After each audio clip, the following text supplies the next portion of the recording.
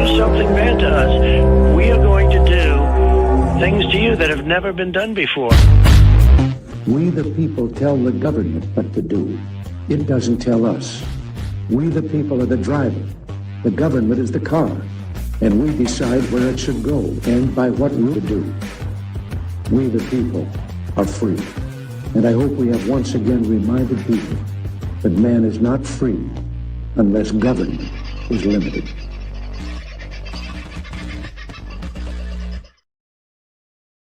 Hello, folks, and speaking of limiting bloody government, that's why I wasn't around yesterday. Paperwork like you would not friggin' believe, and all the man wants to do is start a fire. Anybody you think I was trying to burn a house down? But anyway, another story for another time, maybe. Hope you are well, and your week and weekend, week's kicked off well. The week has gone very well. Have a bit of a look at who's in the shop firsthand tonight. I think Watts... What was first in today. Thank you very much, Watta. Nice to see you in. G'day, Stu, Paul, Spaz, Aussie Sue. Lovely to have you in. I hope you've got everything unpacked over on Russell Island. Expecting an invite any day. No pressure. Hello, Debs. Tony. The lovely Michelle Bradley Smith is in the house. Paul's in the house. Darren Bergworth. Nice to have you in, mate. Not to have you in. We're going to beam you up. Indeed, we will tonight. There's going to be an interesting chat happening tonight, folks. If you're not fully up to date with what we're going to talk about, well, a little bit of history, a little bit of lost history, a little bit of ancient history, and a whole heap of truth. G'day, Harm. I hope you are well, brother, and hope Ebbs is doing well with you, and life, the universe, and everything, whichever part of the world. I suppose you're still in the Blue Mountains, so they're going okay.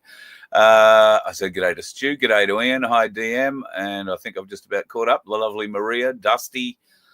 I'm not reading any of your comments, folks. I'm just squirreling through looking for new names to read out. CP, howdy. Hope you are well, pardon me. G'day, Indigo. And the lovely Rachel is in the house. And anybody else who I've missed, I apologise. Maria, I think I said hello to you. Hoping you are all very, very well. Yes, tonight, interesting times ahead of us and more particularly behind us. I think I'm not going to be preaching to an unconverted audience here when I suggest to you that a lot of our history has been hidden from us. We are taught that essentially history as we know it, written history, began with the Egyptians and the pyramids, or around about that time, which from memory I think is about 5,000 years ago. But in recent times, there has been some very eye-opening footage released of imagery taken from ground-penetrating radar via satellite, because the Egyptians do not allow ground-penetrating radar in their country. But this was done by satellite that revealed something truly amazing under one of the pyramids in Egypt. And I've got to admit, I've watched a few other people analyze it, but there has been one analysis of it that really gripped me, and it happened to be by an Aussie. So thankfully, we've been able to connect, and tonight he joins us. Alex, I'm very pleased to have you on board the Voice of Freedom. Thank you for joining us for the first time. Absolute pleasure. I got to say, I'm very excited because Egypt, in my mind, has always played a role. I was always interested in, Egyptian novels when I was a kid, anything that involved Egyptology. I watched everything I could possibly get on the excavations of the tombs and the pyramids. And there was so much, even now as I look back and think about it, and I've been doing that today since I knew we were going to be talking, so much of now, when I think back what I know, conflicts with everything that now I know. So my Egyptian history, I guess, is probably reasonably solid from a point of, if you believe what the liars have put in the textbooks. I understand that very well. But what has been exposed under this, in this latest from space, if you like, archaeological dig is truly amazing. Can you just enlighten us a bit about what has actually been found under it's not the big pyramid, it's a smaller one beside it, isn't it? No, it's actually the one in the middle, the one they call Khafre's pyramid. Right. And I was like you, when I was a kid, I was all over anything that had Egypt written all over it. But I kept looking at it and going, wait a minute, that's not true. And I just sort of knew things about Egypt. And as I got older, I sort of understood why. But I've been sort of digging in the sand, I suppose, probably for the best part of 50 years. And, you mentioned about the ground penetrating radar. I was actually involved with ground penetrating radar that was being done in 2006 at Hawara, which is the site of the labyrinth, which people say, oh, it's not there. I can tell you most definitely it is there. And ground penetrating radar has been used, but it has to be sanctioned by the NCIRG, I think it is, which is the own Cairo museum. So that way they can control everything. So they won't let anybody else come in because they want And the director of that Cairo museum is a very colourful individual from all accounts. We're talking about Zahir Was here, who's puts his face to everything. The man's a megalomaniac. And without going into too much detail, I have actually covered it in one of my documentaries. And I come right out and say that he's responsible for the murder of lots of people to cover up what is under the ground so that he can bleed it dry and sell it off on the black market to all the Illuminati people who control all of that. Because Hawass was given his credentials in Philadelphia, which is a big stronghold, and they have saved him several times from being sacked and reinstated him. And he deliberately hides the truth. He won't allow anyone to go and do a dig in Egypt unless they are completely under his control, and he gets to control the release of all information. Where the Italian guys were great, and it goes back to people like Bill Brown, who's been trying to bust things open for the best part of 20 years, and Richard Gabriel. They're trying to release the truth, and they keep getting squashed so many times. But now with Trevor Grassi, who's another, I suppose, a younger man on the field, and he's keen to get all the information out there. These satellite images were done by the Italians without having to go into Egypt. So they didn't have to worry about dealing with Hawass. Now, consequently, Hawass has chucked a wobbly and come out and said, oh, it doesn't work. It's not true. His standard line, because he's not controlling it. Yeah. But the evidence is there. I've been 3 levels under the Giza Plateau, and I can tell you there's a lot more there that people are not being told about. Wow. Bill and Richard have got video of some of the chambers and what's in those chambers. Richard actually knows that one particular chamber has been stripped bare and destroyed rather than release it, and because he's got before and after footage. So yeah, there's a big cover up on the true history of the planet, and basically a lot of it can be found in Egypt under the sand. So these images seem to indicate, for the want of a better term, some form of power source. Would I be fair in saying that, or that at least that's part of what they indicate?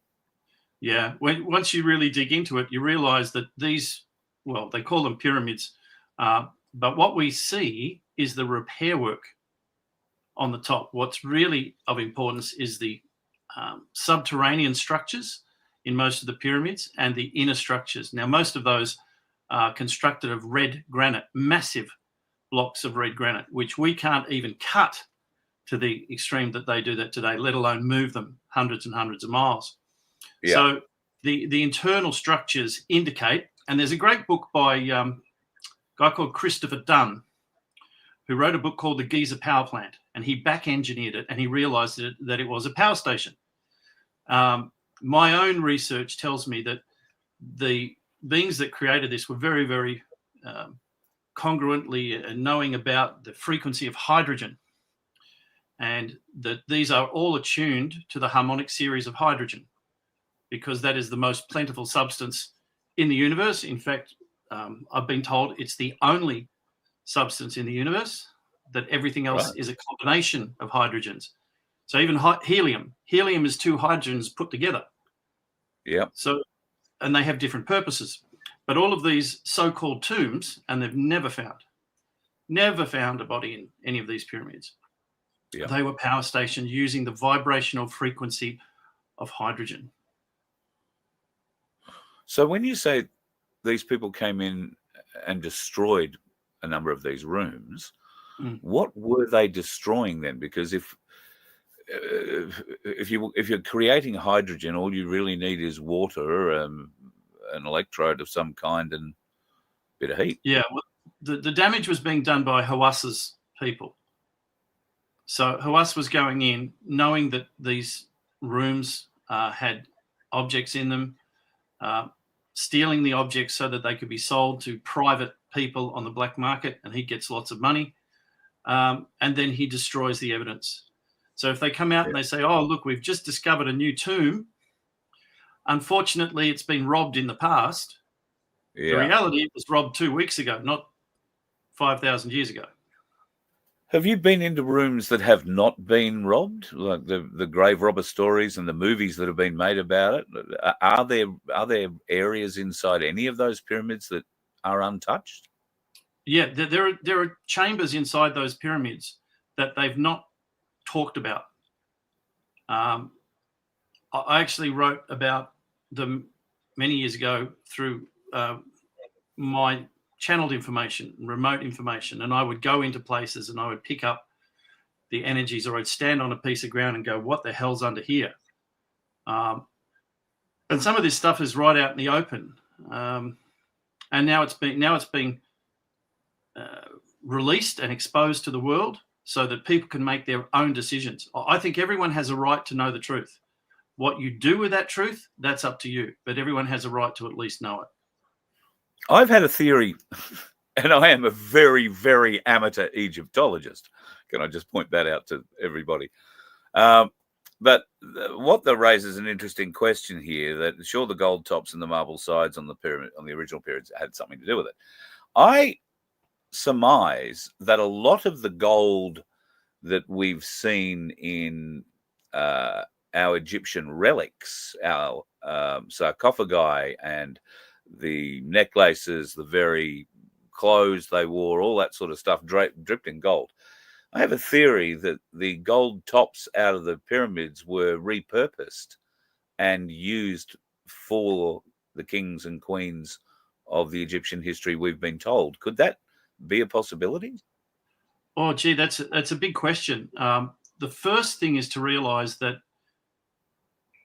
the civilization that supposedly was all fascinated by the gold, which is going back to the early dynasties, we just come out of supposedly being cavemen. Yeah. And gold was very hard to find. You had to dig it out of the ground, and it was very hard to find. And Egypt isn't known for gold, is it? Oh, no, it is. They've got lots of gold mines in Egypt. Oh, okay. But it's not easy to get to. You've got to dig it out of the ground. You have to ask yourself the question, why all of this expense for gold when it's of no practical use to an agricultural society that's just come out of caveman? You can't turn it into tools. It's too soft. It's very hard to do anything with it.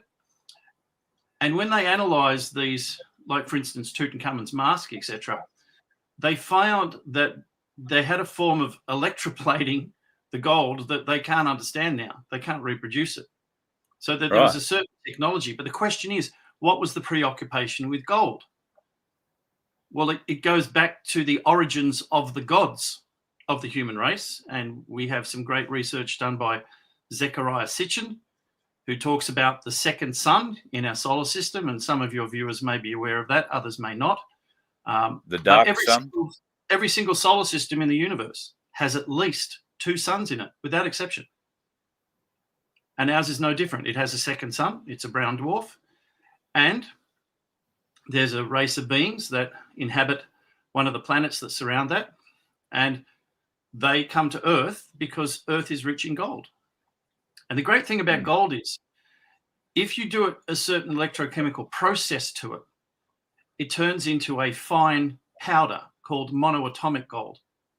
And monoatomic gold has incredible properties to it, which then you start to realize, well, why are the humans storing all of this gold? Because they're storing it for when their creators come back so that they can say, here, look what we've been doing. We've been collecting all the gold for you. You just leave us in charge and we'll keep doing it. Yep. very true. You mentioned the brown dwarf.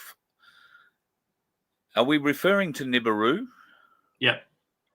So there is talk that Nibiru will be joining us again shortly in the coming months. I'm not sure the coming months, but my research and my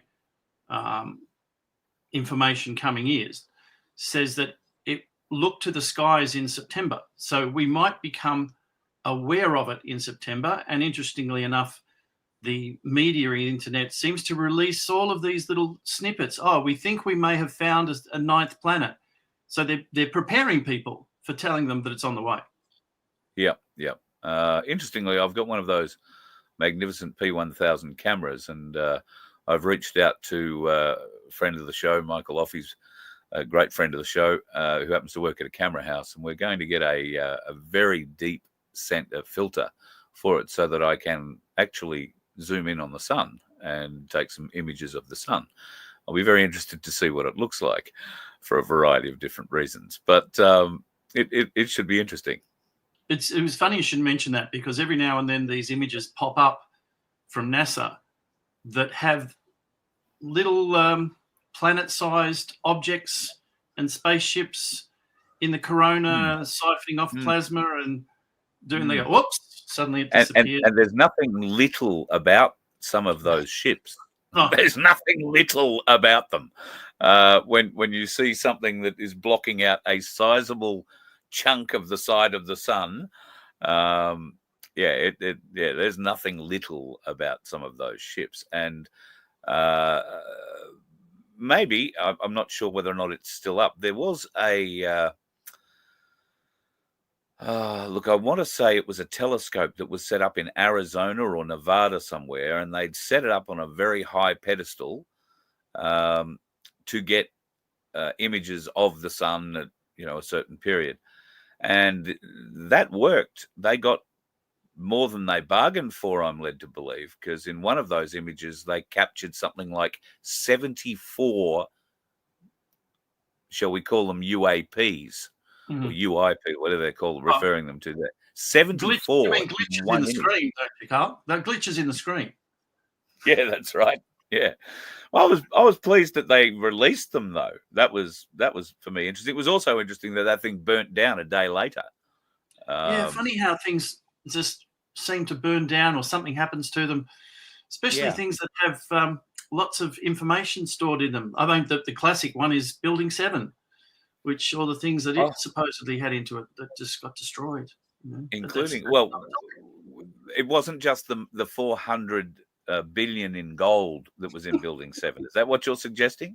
Oh, that and all the documents that incriminated everybody involved, Rumsfeld and all of these people. It's funny how these people, they were also involved in the moon landing. And you think, wait a minute, why do the same names keep turning up? Like Alvarez, the guy who created the asteroid theory that the dinosaurs got wiped out by the asteroid. He finished up on the committee to determine who killed Kennedy. His name popped up on there. Wouldn't have thought that's anything to do with him, but same name pop up everywhere. Yes, the gatekeepers, I think we can start referring to them as. And there are plenty of gates that are being kept. Now, before we get off Egypt completely, which seems like we already have, but before I want to leave that topic and get onto something else, I want to ask your thoughts on where you think this new information, these new images, and I gather that there are going to be significant demands from the archaeological societies of the world to want to get in and see what's going on here. What opportunity is there for that in the future, do you think? About 10,000 times less than zero. There is no way known Hawass is going to let anybody in to investigate that. The structures you're talking about, which are these tubes, it's not so much the tubes that are important. I say to people, underneath those tubes, they sit on two massive chambers made of red granite. Now, red granite is not native to the Giza Plateau. It's 600 miles to the south in Aswan. So how did these massive chambers finish up 100 meters, or in this case, 600 meters underground? Yeah. Under 600 meters of limestone. Now, that limestone, according to the experts, is 50 million years old, because they say it was deposited over 50 million years while it was under a shallow ocean, and then at some point it got lifted up through tectonic activity. So there's lots of subjects that keep popping up. But the limestone could have been deposited at an incredibly rapid rate due to a pole shift. Yeah. So that thick layer of limestone could be a lot younger than 50 million years. But how did the red granite get there in the first place? That's now all of this is to do with the structure that's built, and all of the pyramids in Egypt correlate to a star map. It's a map of the Milky Way, equatorial, all the way down the Nile. They're all positioned. They all relate to that. So you could actually find pyramids that don't exist or that are still buried by looking at a star map at the constellations and go and examine a site. And if you dig down, you're going to find something. Because Egypt has been buried by numerous tsunamis, not small ones, massive ones that have dumped 10, 15, up to 40 meters of sediment. Now, I'll give you a good example here. Most sand is built at the bottom of the ocean, is created at the bottom of the ocean. Sure. And we have the whole of Egypt is covered in sand. Well, where did it come from? Well, if you go next door, you've got the Mediterranean Sea, and the Mediterranean Sea has no sand at the bottom, only rocks.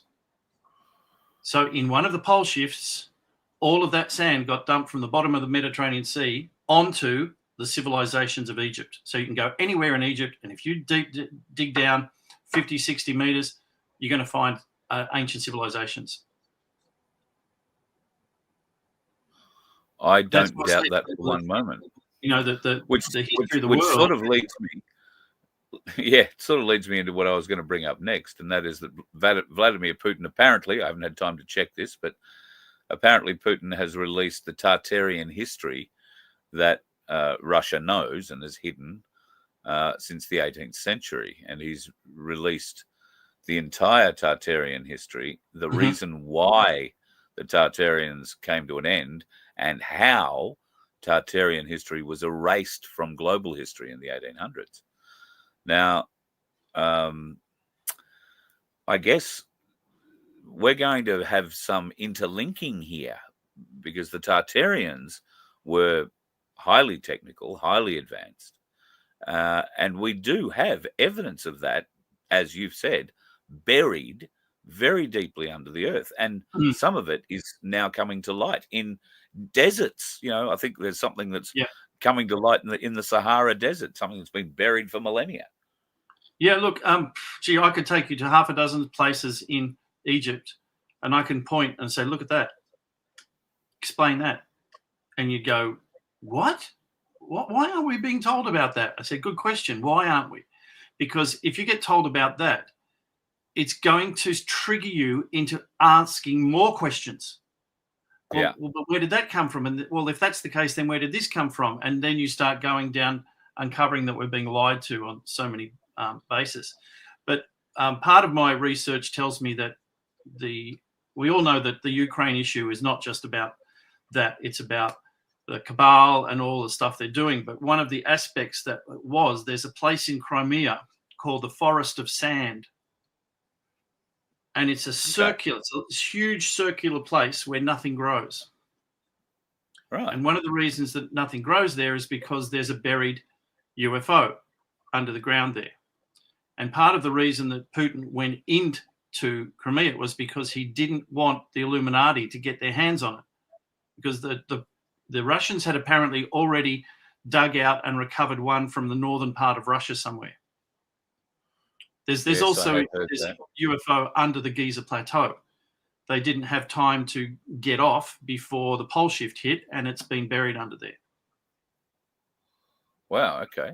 I've also heard there's one buried off the coast of Australia, somewhere in the Pacific, somewhere between Sydney and Brisbane, off the continental shelf. So it's in deep water somewhere. Look, it wouldn't surprise me. I mean, my research takes me in so many different directions, but it's mainly focused on stuff connected to Egypt because that's where it's the easiest place to find the evidence. It literally is on the surface. You find pieces of red granite on the Giza Plateau, and you think, how did that get here? And then you look around and you find that the sand is a different color, and that Hawass has done an excavation during COVID that nobody knew about because he wanted to get to what he knew was under that part. And I talked about under that spot like 15 years ago. So when I walked down on the Giza Plateau and I saw the different coloured sand, I knew what had happened straight away. He dug down there during COVID. Yeah, where nobody could see what was going on. Yep. And we've got evidence from 2010. The Egyptian revolution was also a cover-up because he wanted to get things out from under the ground, under the Giza Plateau where the Sphinx is. So how do you get rid of all of the prying eyes? You get a revolution. Them in the Arab Spring Revolution, yeah. So there's heaps of examples of that. And I could talk for hours on so many different topics that are all connected. They're all interwoven. So to the people who are listening, it's like, hey, do your research. I'm producing a documentary series. I'm up to about number 12 or something like that. But it's going to take me 50 before I can get all the information out. And a lot of that information. We've been brainwashed so deeply and for so long, and it's not just what we learned in school; it's what our parents and our grandparents learned. You know, we some of us can trace back 4 generations, and are lucky enough to have had conversations with those people who will tell you the same story. You know, the day the man landed on the moon, and you know, all the great stories. We understand you're indoctrinated, and some of what we talk about is going to sound outlandish and wild and crazy. And if that's how you choose to take it, then that's how you choose to take it. But I don't generally interview people who haven't done their own research, and I try and do my own too. So give us the respect, at least, of having read a bit more about these subjects that we're discussing than you do or have in the past. And keep an open mind is all I ask. Nobody's forcing this down your throat and telling you have to believe it. You can go off living under your mushroom for the rest of your life and nobody here cares. No, I'm very much with you on that. I say, look, I'm not here to convert anyone and I'm not here to convince anyone. I'm just telling you what I'm aware of after 50 years of research. Now, if you've done 50 years of research like me and you've got different evidence, then please throw it on the table. But simply saying, I don't believe that or the Bible doesn't say that doesn't cut it. I mean, I've done my research into who Jesus really was and who Mary Magdalene really was, and it all adds up. But anyone who's got any sort of religious following will just, no, that's bullshit. That's like, because the Bible says this, the Bible says that. So, yeah, but you don't even know who wrote the Bible. You don't know how many times it's been edited. There were 80 chapters taken out of it by the Catholic Church and others stuck into, I mean, please. Yep. And every Bible since the King James V has been rewritten, and because it is a copyrightable work of art, it has to change by at least 30% every time it's rewritten. So if you're reading the latest version of the Bible, it probably has nothing of the original Bible in it, really. Just vague references to what the old Bible used to say. The simple one is the very beginning. I mean, the first 5 chapters were supposedly written by Moses. Well, if you're going to write about you, are you going to write the truth or are you going to make yourself out to be a hero?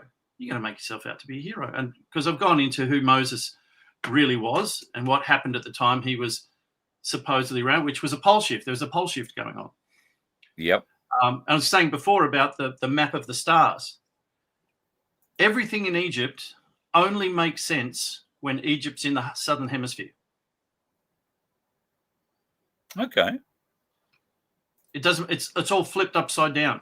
If you look at all of processional's ages run backwards, but if you put Egypt in the southern hemisphere, they all run in the right direction.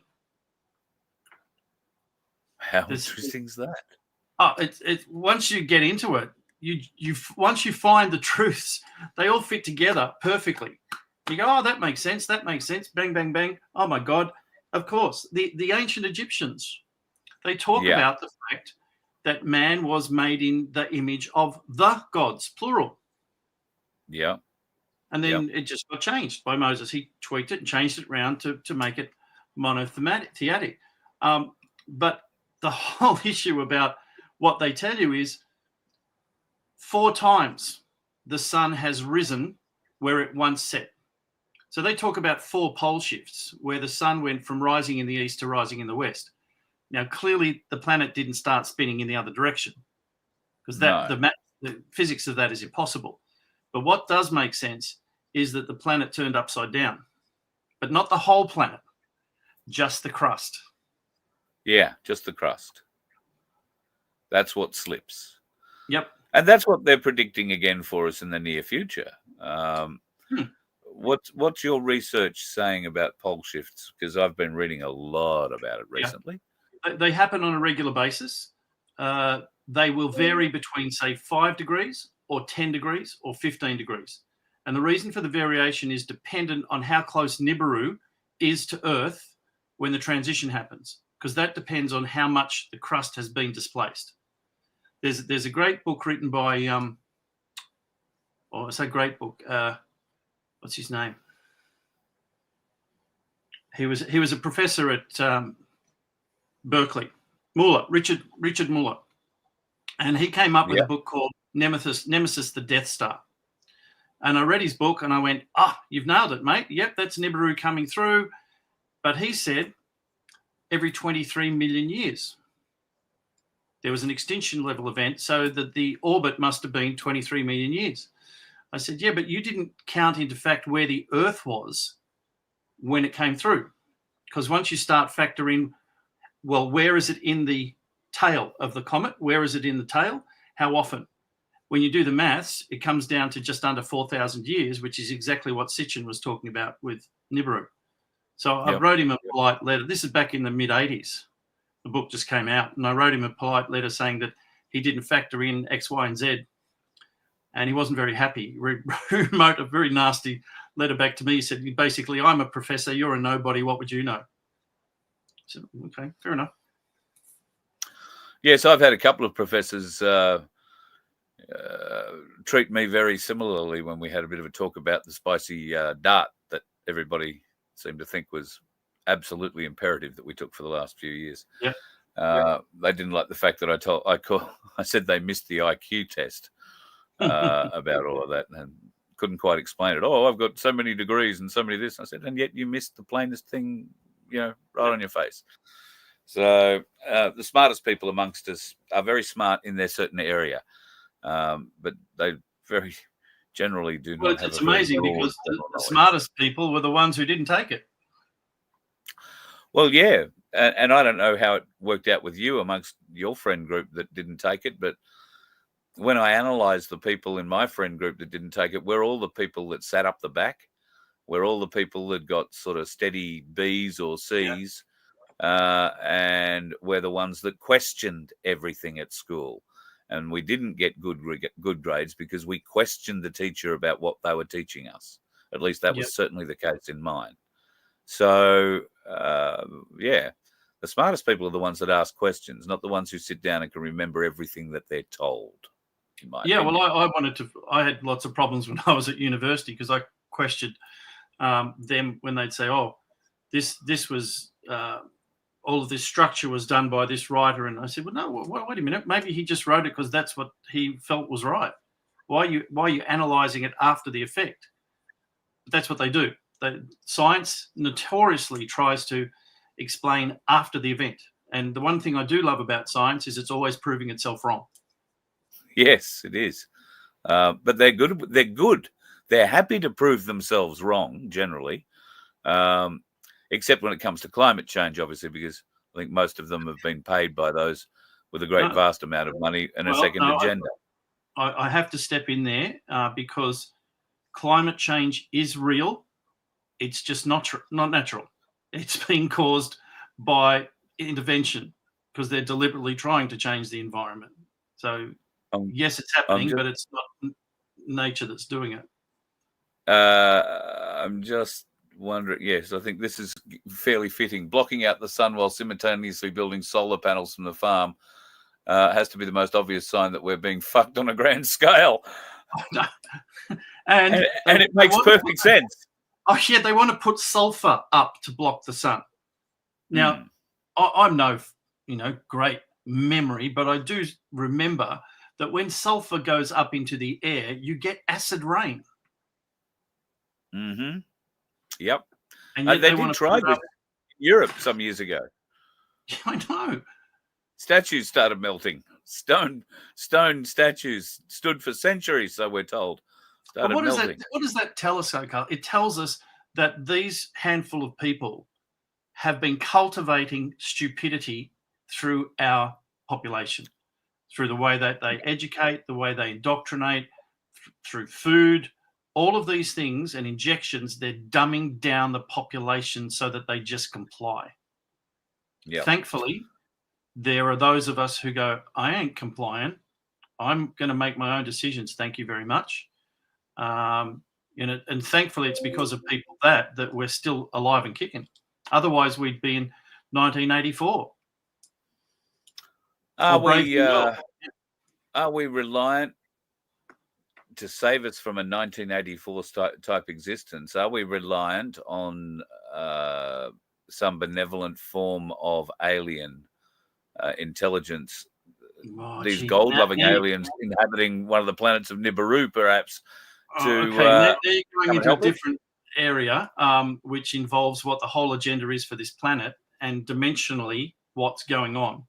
Because what's happening on this planet involves dimensions right up to ninth dimension consciousness, and it's a universal program that's going on that is related back to the Lyran Wars. Some people may have known about the Lyran Wars, which happened in the constellation of Lyra, involving other consciousnesses and races. So there's a big picture to all of this. There is an agenda for this planet, and the human race is expendable, totally expendable. It's the pawns on a chessboard. So they don't. The higher race doesn't see any problem with the human race getting exterminated, provided the agenda is reached, because they've got enough DNA now that if they wanted to reinstigate the human race, they could. Well, that's one of the initial stories of how we got started in the first place, isn't it? Away from the Bible, away from Adam and Eve, that we were genetically created. And there's heaps of evidence for that. I mean, I say to people who don't believe me, I say, have you ever seen a platypus? Yeah. I mean, explain a platypus. There's no fossil evidence of a platypus. So how does it come into being? Oh, well, God just created it. Well, then God must have been having a bloody big joke that day. Yeah. If you examine the actual evidence, the only conclusion you can come to is that all the gaps are due to genetic engineering. If you look at a kangaroo, the biomechanics of the skeleton of a kangaroo, compare it to a velociraptor. The biomechanics are almost identical. Yeah, except it's just you've introduced some mammalian DNA. It's all DNA mixing, and the more you get into it, the reptilians were masters at genetic manipulation and genetic engineering. And these races, whether you believe it or don't believe it or not, don't be so blind to think that that can't be possible. That's right. Yeah. To exclude things just purely because, that's just, well, yeah. We have so much evidence over the last 5 years. So many conspiracy theories have become conspiracy facts. Yeah. Surely those of us that might believe something a little different to you are due a little bit of leeway. We can. I think we've got a pretty good track record of saying that we're not conspiracy theorists. We're just ahead of our time exposing the truth. I would agree. Absolutely. On the cutting edge. Speaking of truth, have you been keeping up with what's been happening at CERN recently? Oh, not how recently we're talking about. I know that the whole reason that CERN was created because they wanted to create a black hole. Yes. And they were trying to create dimensional portals. and they screwed around too much a while ago, and they actually opened it up, and some entities came through, which is exactly what they did with the Philadelphia experiment back in the 1940s with the battleships. These guys don't learn. I find it astonishing that when they set the first nuclear explosion off, they knew that there was a risk that they could potentially destroy the whole planet, that they couldn't control the reaction. It was incinerating the atmosphere was their concern, wasn't it? But they did it anyway. Yeah. We might blow the Earth up today, but let's just see what happens. Yeah. And little boy was detonated, I think. I find this terribly interesting. So with all this Project Bluebeam information that's been coming out, we've increasingly been seeing more, call it official releases of UFO or UAP flying machines and entities. A lot of us believe, particularly things that, flying triangles like the TR-3B are made here, a re-engineered, reverse-engineered technology, and essentially 7th or 8th level fighter jets compared to, or 7th or 8th generation fighter jets compared to the 6th that we're just about to go into. So where do we stand with, how do we tell the difference between a Project Bluebeam UFO and a real one? The old joke was, if you go up to it and you put your hand on it, and your hand stays, it's made here, and if your hand goes through the wall, then it's not made here. Fair point. But I mean, we're being prepared. That there are certain things that have to happen in order. That there's going to be a conflict between China, and then there's going to be a false flag alien invasion. So they've got all the technology now to do the holograms. They've got the direct energy weapons, and they intend to do that. That's their last chance to try and take control away from those of us who are waking up. It is to try to convince the population that they're being invaded by aliens, and everyone has to come together for the sake of, the New World Order. Can I just go back to the war with China for a minute, which will also have something to do with the war on, the New World Order. So I'm gathering from what you've said that China will be the bad guys, quote unquote, in this war.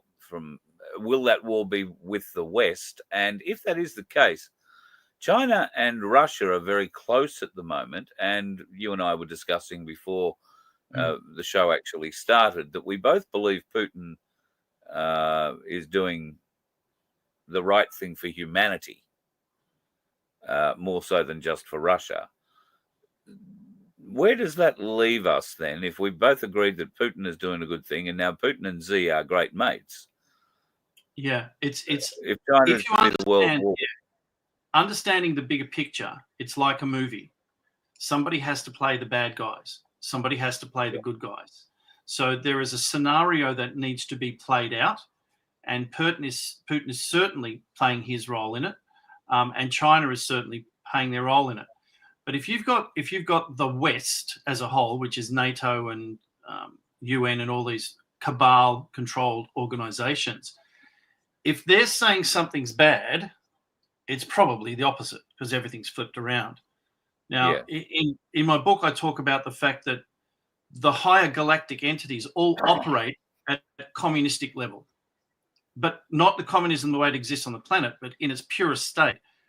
Everything is for the benefit of everyone. That's what communism is supposed to be. We all are one and we all work together. And at the higher levels of consciousness, that's what operates. The planet had become capitalistically, corruptly run. So what the higher consciousnesses did is they introduced communism to the two largest nations on the planet who were against capitalism, knowing that communism would be corrupted by the humans to begin with, but at least it was here. So see, communism has been placed on the planet. It will eventually sort itself out, and we will all wake up and realize we are all one. I talk to people and I say, listen, take a breath. Understand, when you take your breath in, you are connecting to every other living thing on this planet through the air that you breathe. And when you start to realize that you are connected to every other living thing on the planet, that we are one, then you start to function differently. But at the moment, How close? I was going to Yep. say, how close is that? How close is that tree in Avatar to how the world really works? well, they're telling you. That's what Yeah. Hollywood does. It tells you the truth, but it does it in Mm. such a way to condition you, or to follow their teachings that they have to be transparent in what they do. Mm. Before I let you go, I want to go back to something else of a biblical nature, but I'm sure that this is something, given your archaeological bent, you'll be all over as well. We all know the story of Noah and Noah's Ark, and stepping aside from the fact that it now appears that Noah was a giant and his family were all giants, which would account for a number of things, like how they built the Ark and associated other bits. But skipping forward, the Ark, it's said, came to rest on Mount Ararat in Turkey. They found it. There's images of it. They've done explorations of it. It's there. Now, in the Old Testament, it said that Noah took a number of animals from the Ark and sacrificed them. Now, he built an altar and sacrificed them to God over a number of days. Interestingly, there has been another archaeological dig very reasonably close to where they found Noah's Ark. And this is, I'm going to bugger up the name, Gobli Tepe or something like that. Göbekli Tepe. Yes. Yeah. They're now looking at that as a potential sacrificial spot built by Noah. Do you know much about that? I know that there's the Göbekli Tepe is not the only one. There's a number of sites around that area that have not been excavated yet, but they've identified them there, and they're thinking, hell, there's a lot more here that, doesn't meet the eye. So you think about it, if you've got animals on board an ark, they're going to breed. Yeah. So and you've got to feed yourself. So you're going to have to sacrifice, some of the calves and some of the younger ones, so long as you keep your breeding pairs. But it was no big deal, because we talk about there's a genetic library off planet. Various alien races have been cross-breeding with humans and populating other star systems. This is a normal thing that goes on in the galaxy, cross-breeding to make your race stronger. And the ones that are left behind back here on the home planet, as you pointed out earlier, doesn't really matter whether we kill ourselves or not. Well, they were expendable. That's why the Anunnaki left them all behind, because we were getting a little bit too troublesome. We were getting too big for our britches and asking too many questions, and they knew that they could genetically engineer another bunch whenever they wanted. So when they took off prior to the pole shift, they left the human race to fend for itself. Now, there were various different prototypes that they had, Neanderthals, Denisovans, all of those different prototypes, because they were trying to find the best one to serve them. So they survived. And, it's such a big story. There's so many different pieces, and we've only been talking for an hour, and we've literally scratched the surface on probably 1/10 of the topics. I couldn't agree more. And I'm sure we will talk again, because this kind of stuff I could listen to all night. And while there's plenty of stuff in there that makes me go, wow, I find that hard to believe. Well, no, actually, I've found nothing hard to believe. Because I found that, when I talk about the stuff that I'm aware of, people usually have one or two reactions. They either get shivers up their spine, or they go, oh my God, they have a moment, right? An aha moment. Or they go into complete denial. Oh, what a load of bullshit. Yeah. Now, from my experience, the only thing that can do that is truth. Yeah. It's the only thing that can cause those sorts of reactions in people is truth. One, because it challenges their beliefs, or it actually opens up their mind to things that they actually are aware of. Many years ago, while I was working in the radio industry, I had cause to sit down and have a conversation with Molly Meldrum, and it was an off the air conversation. And I knew that he was quite deeply into Egypt and Egyptology, and has quite a number of, or I'm not sure if he still has it or not, but he had a wonderful collection that he was able to purchase from various different, I think, European sources. Yep. Elton John held a fascination for this as well. Some of the things that he was alluding to at the time that he was fascinated in this whole Egyptian thing for was the gods, the mystique, the power of the Egyptian gods. Yeah. And conversation, I mean, I'm talking about a conversation that happened 30 years ago, so it's hard to remember it, but he was fixated on the gods. Why do you think a lot of us, I mean, me too, I was for a long time fixated on learning all about Osiris and Ra and, associated others. And I've always felt, as I said at the start, I've felt drawn to Egypt for a reason. I've never been there. I'd love to go, but I've never been there. But I've always felt drawn. And when these new revelations come out, I'm in harmony with that. It falls on me, and I say, "Oh yeah, Well, I'm heading off to Egypt in the end of August for 2 weeks. You're more than welcome to tag along, and I take people and I show them the evidence. And anybody who would like to come along or wants more information, I can send them a brochure. But the key to ancient Egypt is everything is to do with the daughter of Isis. That's the bloodline of the gods. Every pharaoh only became pharaoh because they married the daughter of Isis. It was all about the female bloodline. yeah." And guess what? All of the presidents of the United States and all of the royal families, they are all about the bloodline of the woman. And when you understand that, then you understand who Mary Magdalene really was and who Jesus really was. Yeah. That's a story for another night. And we will do that, because that's right up there with the very best Dan Brown novels, that one. Well, here's the thing. Dan Brown's novels touch on the truth, but they distort it, because they tell you that the stuff was under the temple in Verona or wherever it was when they found the Knights Templar. It's actually in Scotland. Yeah. He couldn't reveal that. They do go to Roslin Church in Scotland at the very end, but then they intimate that the Ark had been moved from there. So, but you're right. The Da Vinci Code is what got me involved in the whole religious thing, and so many other people at the time. Well, the search in that whole religious for the Holy Grail is a mistranslation of the Sun Grail. That's what it was. The search for the Holy Grail.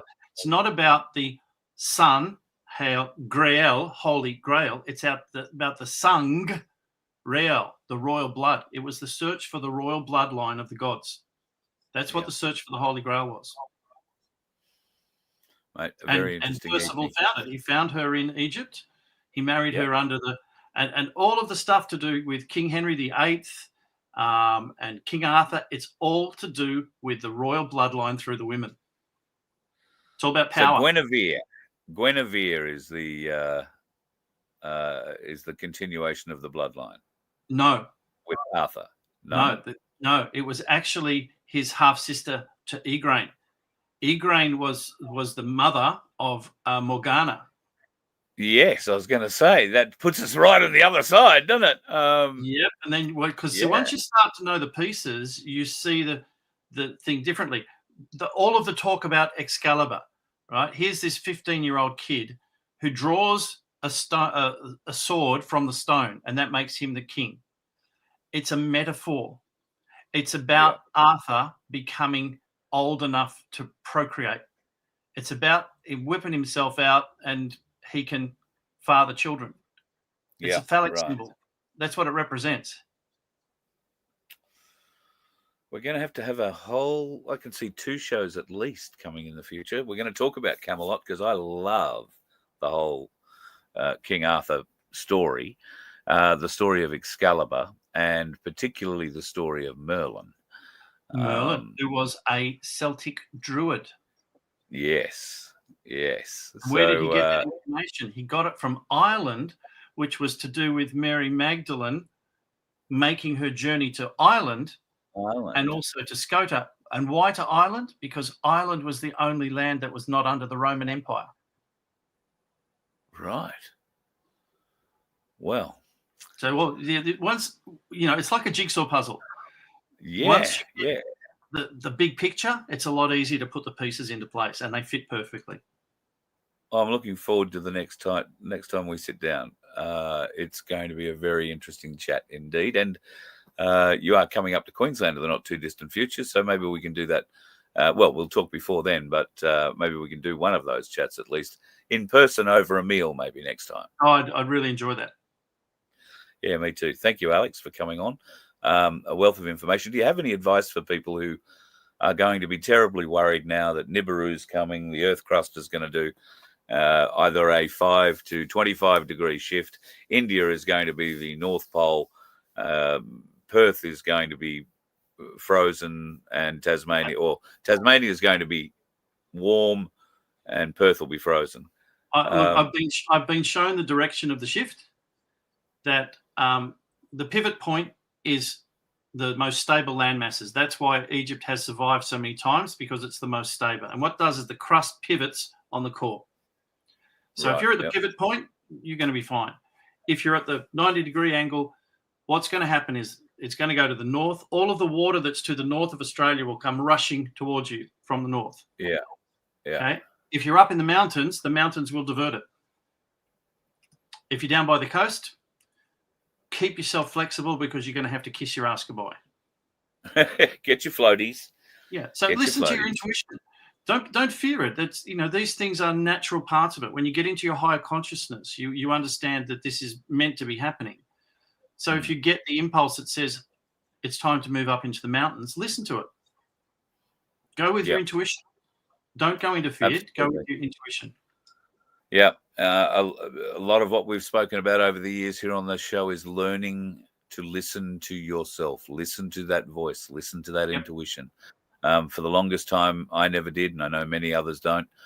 I've only, I suppose, really started to do it in earnest in the last few years, and it has paid miraculous dividends.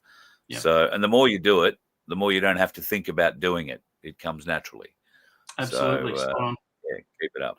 Alex, thank you very much for joining us tonight. I look forward to doing it all again. Probably, I would say, within the very near future, because I've got a lot more I want to talk about. It's been a pleasure. Good on you, mate. Cheers. Talk soon. Interesting night. I did tell you it was going to be an interesting night. So thank you very much to Alex. Galactic Emissary. Now, what does Galactic Emissary refer to? We didn't sort of cover all of that off, but it has a lot to do with knowing exactly who you are and where you stand in the world, and where you stand lawfully in this world, amongst other things. Speaking of where you stand lawfully, the CFA today had a big thing in Melbourne. The CFA put out a message last week saying, we acknowledge the number of brigades are reporting unavailability. Well, apparently that number is up as high as 160 brigades across Victoria that have rung in sick. Country Fire Authority brigades across Victoria rung in sick. Nobody turning up, especially if it's a government fire, and needn't bother about that. Today, they descended upon Parliament House in Melbourne in their thousands. They blocked streets with fire trucks, amongst other things, and appliances, and a very good turnout. I listened to the speech, thanks to Avi for streaming it. And, there you go. There's an ugly face that got sent to me over the weekend.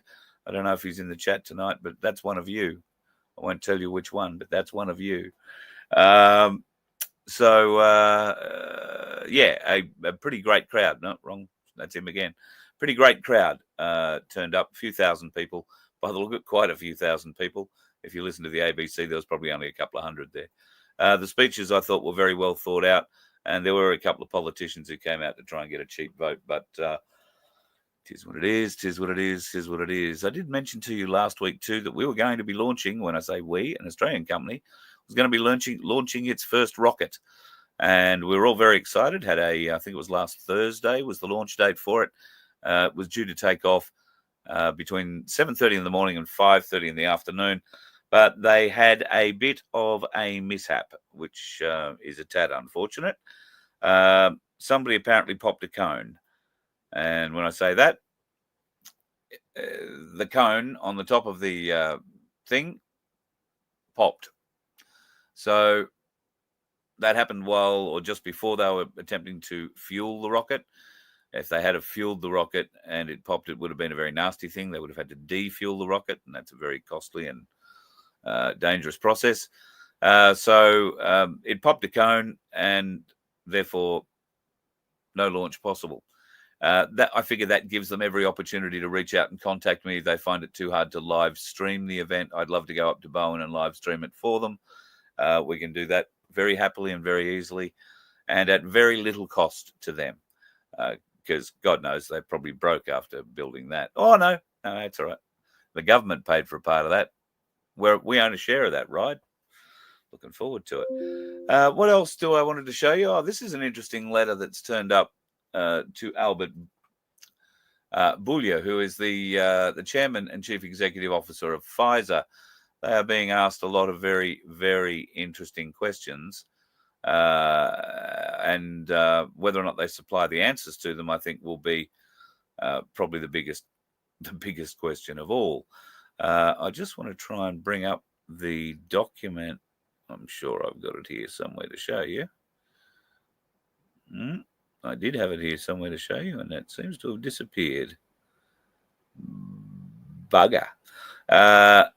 All right. Well, I won't be showing you that document, but I will dig it out and show it in its entirety tomorrow. The letter is from the US Congress, and they are demanding answers over certain testing irregularities, I think is the word I'll use, that seem to have come to light in the investigation into the spicy cough of 2020 to, well, it continues, does it not?